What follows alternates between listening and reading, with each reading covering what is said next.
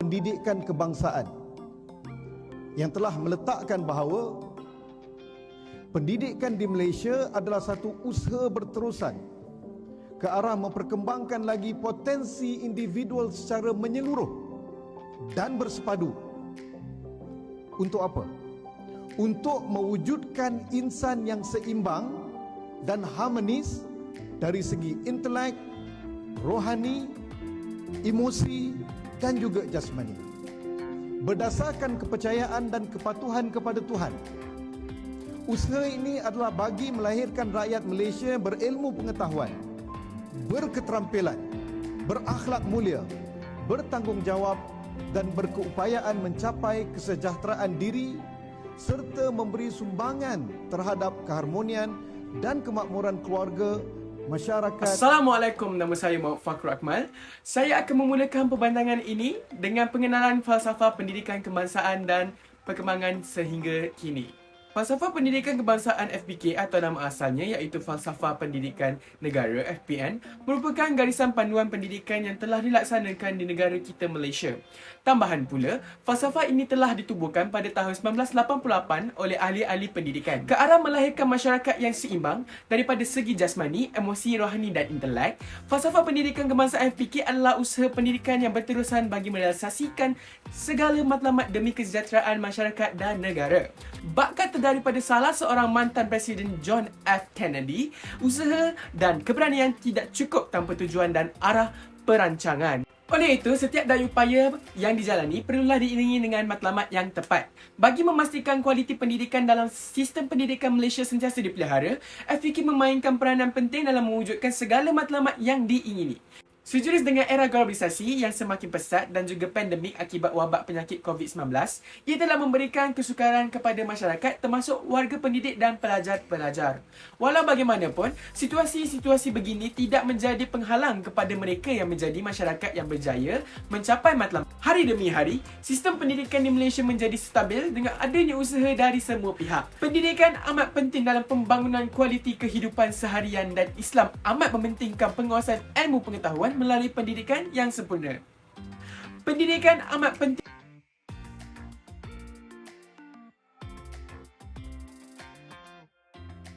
Beralih kepada konsep dan tema kajian. Pendahuluan.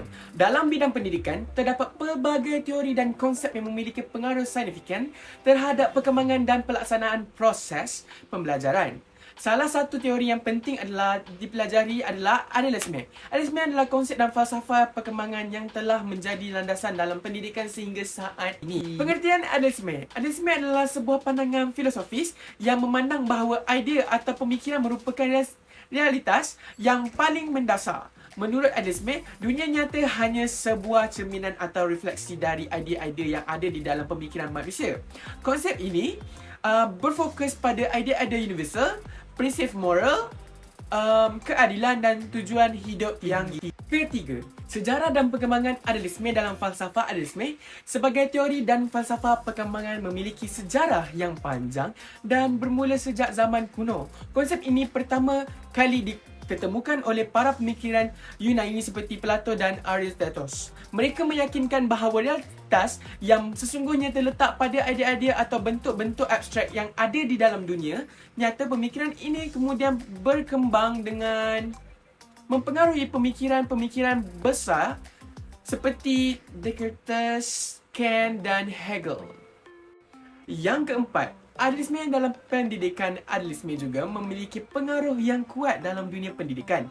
Pendidikan yang disasarkan pada konsep idealisme bertujuan untuk mengembangkan potensi manusia secara menyeluruh, baik secara intelektual, moral maupun spiritual. Pendidikan idealisme menyedari bahawa setiap individu memiliki potensi untuk mencapai kesempurnaan dan keberanian. Oleh kerana itu, pendidikan idealisme menekankan pada pengembangan kemampuan berfikir kritis, etika dan pencerahan spiritual. Kelima, implikasi idealisme dalam praktik pendidikan. Dalam praktik pendidikan, idealisme merupakan beberapa implikasi yang relevan. Pertama, pendidikan harus membantu individu untuk mengembangkan kemampuan pemikiran abstrak, kritis dan analisis.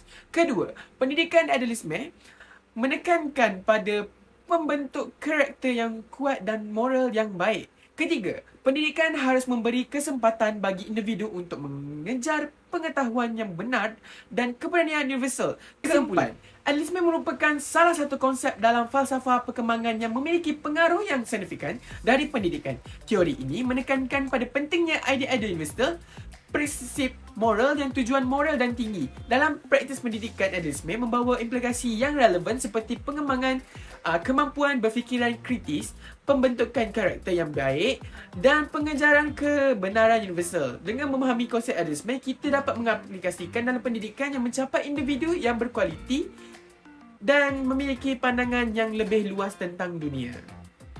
Kesimpulan, idealisme merupakan salah satu konsep dalam falsafah perkembangan yang memiliki pengaruh yang signifikan dari pendidikan. Teori ini menekankan pada pentingnya idea-idea